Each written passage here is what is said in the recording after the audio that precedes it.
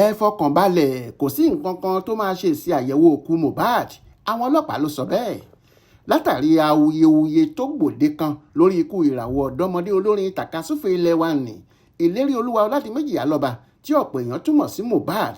Iléeṣẹ́ ọlọ́pàá ìpínlẹ̀ Èkó ti kéde pé ìwádìí àti àyẹ̀wò ti parí lórí òkú olóògbé náà àti pé èsì àyẹ̀wò rẹ̀ kò ní pẹ́ jáde.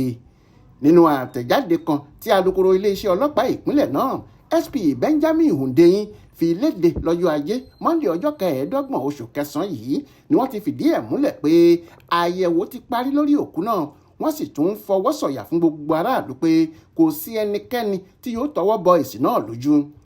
Àtẹ̀jáde ọ̀hún ni gẹ́gẹ́ bí ìlérí tí kọmíṣánná ọlọ́pàá ìpínlẹ̀ Èkó CP Ìdòwú Òwòhùnwà ṣe pé àwọn akọ́ṣẹ́mọṣẹ́ ọ̀mọ̀ràn tí moyún ìgbín nínú ìkarahun lórílẹ̀‐èdè yìí ni wọ́n ṣe àyẹ̀wò òkú Mohbad lójú àwọn mọ̀lẹ́bí ẹ̀ tí wọ́n sì ti ṣe é ní àṣeyege tí a sì ń dúró de èsì àbájáde àyẹ̀wò náà báyìí.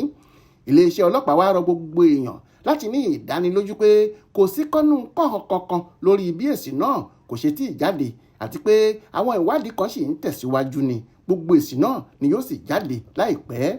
A fẹ́ kí gbogbo ènìyàn fi ọkàn balẹ̀ títí tí èsì àbájáde àyẹ̀wò náà yóò fi jáde.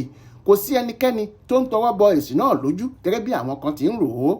Báyìí ní iléeṣẹ́ ọlọ́pàá kádìí ọ̀rọ̀ wọn tí wọ́n sì fi ọkàn gbogbo aráàlú balẹ̀ lórí èsì àyẹ̀wò tí yóò bí ìdájọ́ òdodo fún Mohbad.